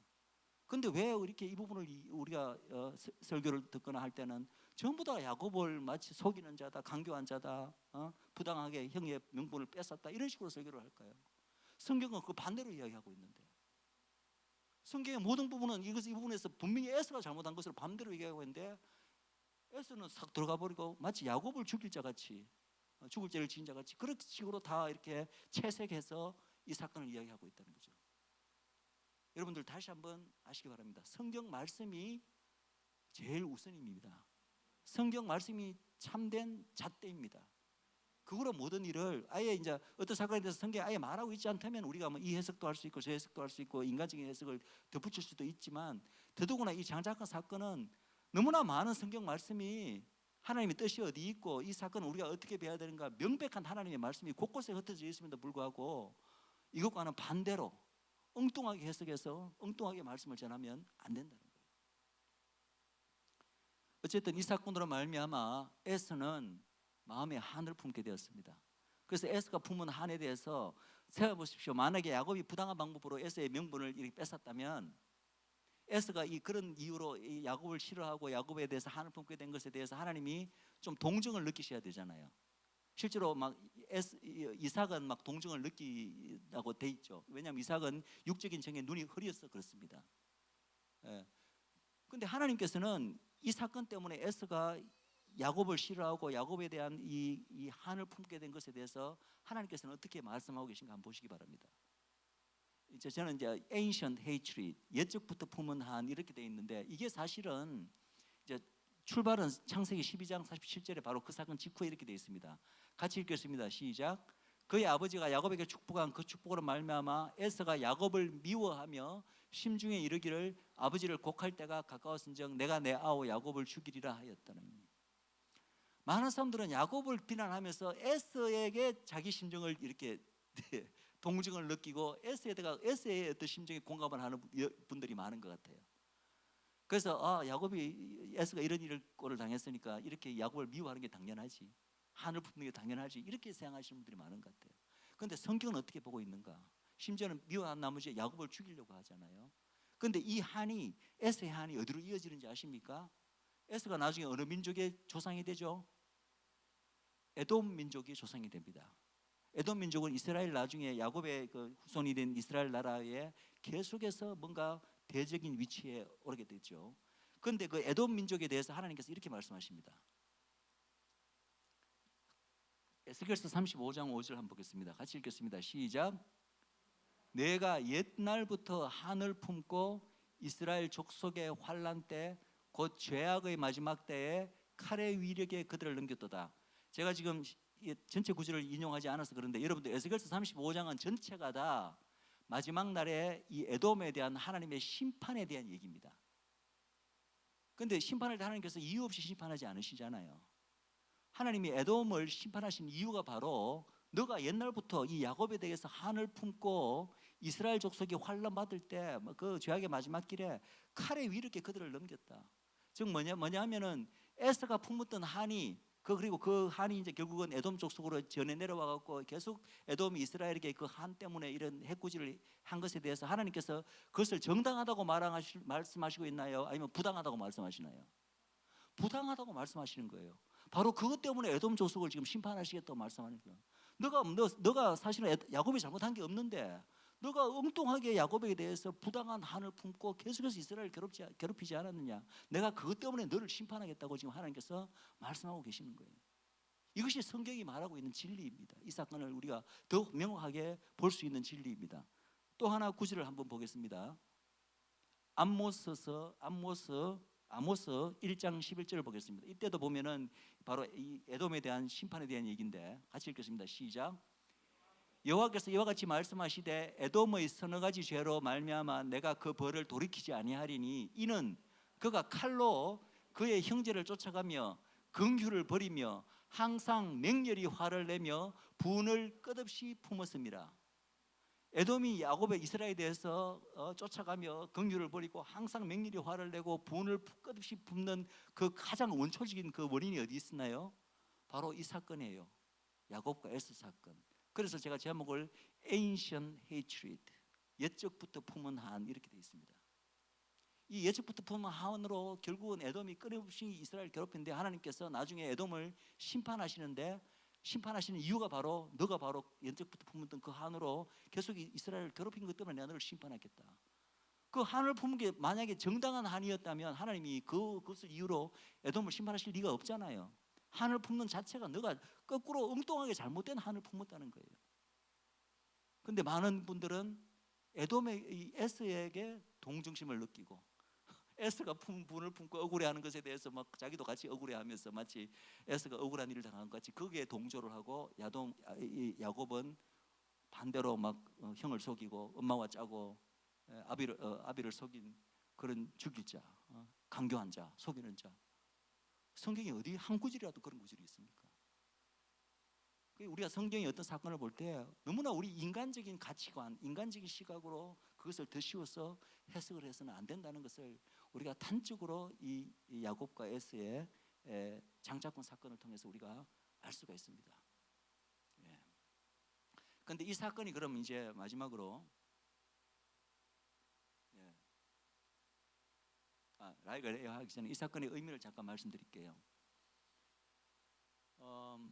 이 단순히 야곱과 에서 사이의 장자권 얘기 같으면 이 사건이 그렇게 중요한 의미가 없을 수도 있습니다.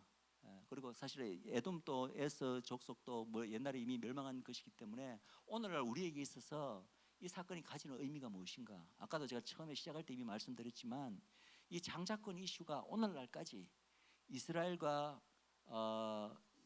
아랍 사이에도 굉장히 중요한 이슈가 되고 특별히 열방 교회와 이스라엘 사이에 이 이슈가 여전히 남아 있다는 거예요. 영적으로 아직까지 대체 신앙을 버리지 않은 많은 교회 혹은 신학자들은 여전히 우리 교회가 장자권을 이어받았다고 주장하고 있습니다. 그러면서 이스라엘이 이제는 회복되고 이스라엘은 원래부터 장자였고 장자권을 한 번도 잃어버린 적이 없었으며 하나님이 원래 정하신 뜻에 따라 이스라엘이 장자의 명분을 가져가는 것은 당연하다. 그리고 이스라엘이 회복될 때 이스라엘이 장자로서 회복되므로 장자에게 약속되었던 모든 권리와 축복을 마지막에 이스라엘이 회복되면서 다 찾을 것이다라고 주장하면은 이제 대체신학적 비유를 가진 사람들은 무슨 말이 안 되는 그런 소리를 하느냐. 이미 장자권이 우리 교회에게 넘어온 지 언제인데 이스라엘이 아직도 장자란 말이냐. 말도 안 되는 소리다라고 분을 품고 막 이렇게 소리를 지릅니다.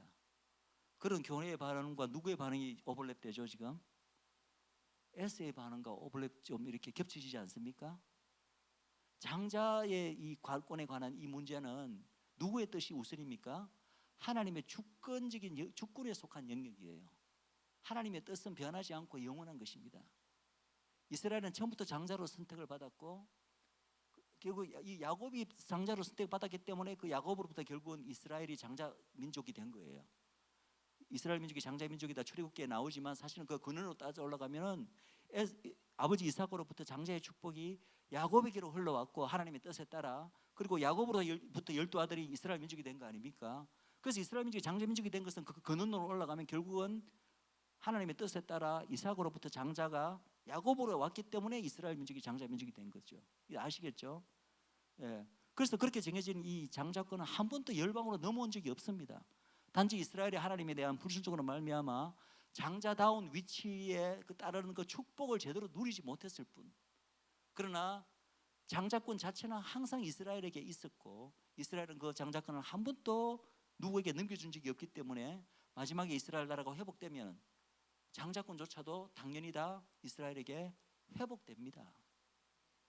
그런데 마치 그것을 예수님을 거부했다는 이유로 예수님 초림 이후로 장자권이 교회에게 넘어왔는데 이제 다시 이스라엘이 회복됨으로 장자권이 이스라엘에게 간단 말이냐? 말도 안 되는 얘기야라고 그렇게 이야기하시는 사람들은 이것은 잘못된 것이고 그러한 태도 가운데 바로 에스에 마치 교회가 우리가 장자 때 억울하게 이스라엘이 다시 우리의 장세를 뺏으려고 하느냐? 마치 에스가 느끼는 그런 억울한 항변의 모습을 우리 대체신학적인 교회가 지금 하고 있다는 거예요. 그 부분은 여러분이 확실히 아시기 바랍니다. 하나님의 뜻은 뜻이 우선이고 하나님의 뜻은 변하지 않았다는 것. 그것이 오늘날 우리가 이 사건이 우리에게 주는 굉장히 중요한 교훈입니다.